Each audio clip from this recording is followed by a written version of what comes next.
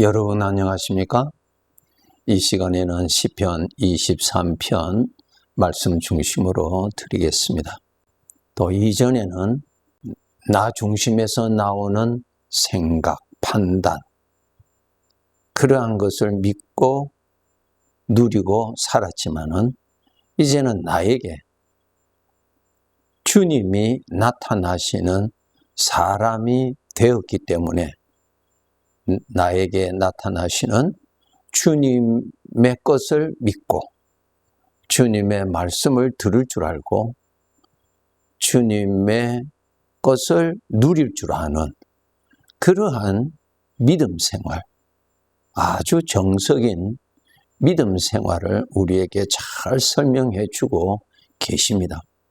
여러분, 우리가 구원받은 자라면은 하나님께서 나라는 존재에 함께 계십니다.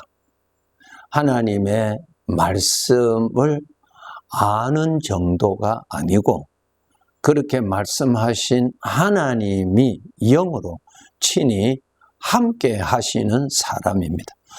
거기에 대한 성경 구절 몇 구절을 소개해 드리겠습니다. 요한일서 4장 15절 말씀을 보면은 누구든지 예수를 하나님의 아들이라 시인하면 하나님이 그의 안에 거하시고 라는 말씀이 있습니다. 예수님을 하나님의 아들이라고 시인하는 사람에게는 그 사람에게 하나님이 친히 거하신다라고 알려주셨어요. 예수님을 하나님의 아들이라고 믿는다고 하는 것은 예수님이 하나님이라고 깨달아진 사람, 하나님이라고 믿어지는 사람, 그러한 사람에게는 하나님이 친히 영으로 그 사람에게 임재해 계신다고 알려주십니다. 여러분이 만약에 예수님이 하나님의 아들이시다라고 믿는다면, 즉 예수님이 하나님이라고 믿어지는 믿음이 살아있다면 여러분에게는 말씀대로 하나님이 친히 임재해 계시는 사람입니다. 골로새서 1장 27절에 보면은 이 비밀은 너희 안에 계신 그리스도라 그랬어요. 그리스도가 살아 계시는 것입니다. 하나님의 말씀만 내가 알고 있는 것이 아니고 그렇게 말씀하신 주님이 계신다는 것입니다. 계신다는 것입니다. 이것이 중요합니다. 어떠한 주님의 사상을 내가 깨닫고 본받고 사는 것이 아니고 그렇게 말씀하신 주님이 계시는 사람입니다.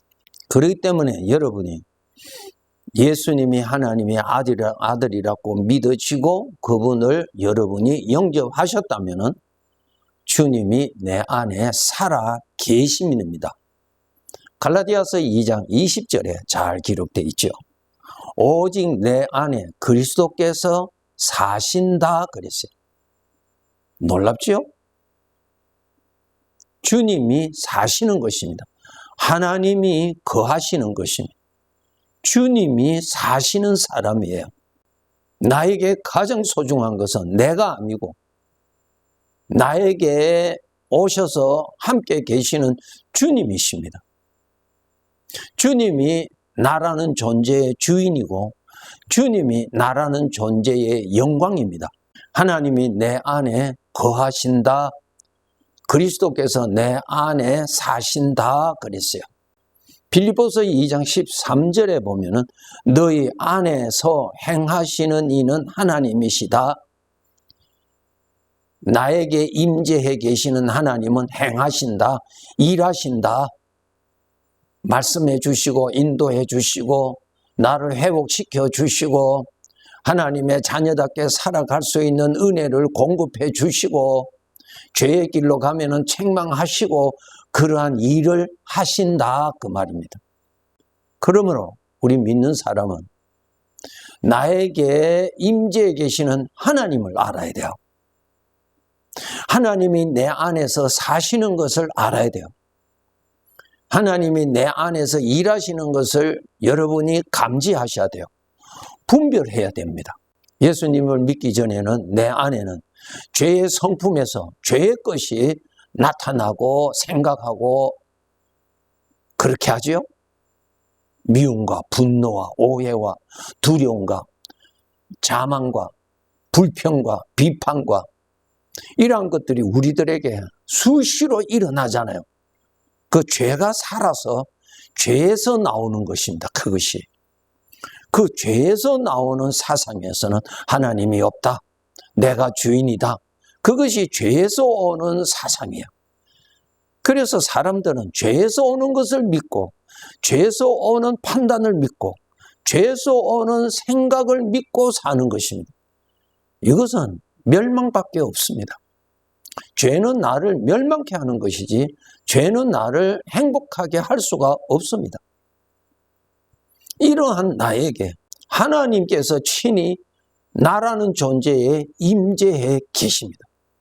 그렇기 때문에 우리 구원받은 자들에게는 나에게 죄에서 나오는 것도 여전히 살아있지만은 나에게 주님 또 살아계셔서 주님의 것도 나타납니다. 그래서 갈라디아서 2장 20절에 보면은 이제 내가 육체 가운데 사는 것은 나를 사랑하사 나를 위하여 자기 자신을 버리신 하나님의 아들을 믿는 믿음 안에서 산다 그랬어요. 이제 내 안에 나의 것을 믿는 것이 아니라 죄 성품에서 판단해주고 죄 성품에서 나오는 감정을 믿고 사는 것이 아니라 나와 함께 계시는 주님으로부터 나오는 주님의 말씀, 주님의 마음, 주님의 생각, 주님의 말씀, 그것을 따르고 그것을 품고 그것을 말하고 그렇게 살아가는 것이 구원받은 자의 삶이라고 하는 것입니다. 디모데전서 1장 14절에 보시면 우리 주의 은혜가 그리스도 예수 안에 있는 믿음과 사랑과 함께 그랬어요. 우리 하나님을 믿는 믿음이 죄의 성품에서는 나오지 않습니다. 죄를 믿는 믿음이 나오지 하나님을 믿는 믿음은 결코 나오지 않습니다. 그러면 하나님을 믿는 믿음은 나와 함께 계시는 주님으로부터 믿음이 나옵니다. 주님으로부터 생명의 생각이 나옵니다. 주님으로부터 하나님이 기뻐하시는 기쁨이 나옵니다. 이것을 우리가 알고 그것을 우리가 분별하고 그것을 취할 줄 알고 그것을 따를 줄 알고 그것을 나눌 줄 아는 이러한 훈련이 절대로 필요합니다. 이제 시편 23편에 보면은 다윗이 여호와는 나의 목자시다 그랬어요. 나의 목자. 나와 함께 계시는 하나님이시다. 나를 지키시는 분이시다. 나를 보호하시는 분이시다. 나를 인도하시는 분이시다. 다윗에게는 살아계시는 하나님이 함께 하셨고 목자로서 나에게 은혜를 베풀어 주시는 하나님이신 것을 다윗은 잘 알았어요.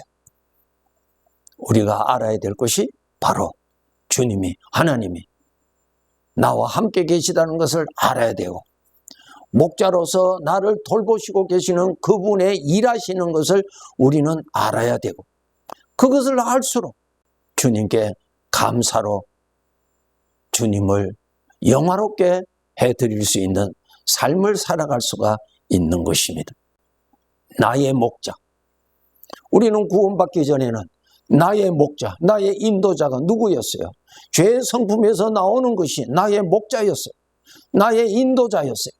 그것 따르고 살았잖아요. 그것이 주는 대로 먹고 그것이 주는 대로 생각하고 멸망의 길로 가는 것이었죠. 이러한 나를 하나님께서 불쌍히 여기시고 구원해 주시고 이제는 구원하신 하나님이 친히 나라는 존재에 함께 계셔서 목자로서 인도하신다는 것입니다. 그러니까 우리에게는 나의 참된 목자를 알아야 돼요. 죄에서 나오는 것이 여전히 나의 목자로 믿고 따라갈 수가 있고, 나를 구원하여 주시는 하나님을 나의 목자로 알고 그 목자를 따라갈 수가 있는 것입니다. 입으로는 하나님을 믿고 입으로는 예수님이 나를 위해서 죽으셨다고 다 시인할 수 있지만 일상생활에서, 현실의 삶에서는 여전히 나의 목자는 나 자신이고, 제 성품에서 나오는 것이 나의 목자요, 그것을 따르고 그것을 믿고 간다는 것입니다. 그러면 어떻게 되겠어요? 강도를 만나죠. 어려움을 만나죠. 어둠을 만나죠. 그렇게 살아서는 아니 되는 것입니다. 다윗은 여호와가 나의 목자시다, 정확해야 돼요.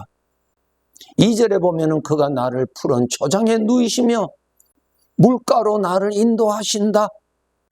인도하시는 것을 따라가야 돼요. 로마서 8장에 보면은 성령으로부터 오는 생명의 생각을 따라간다 그랬어요.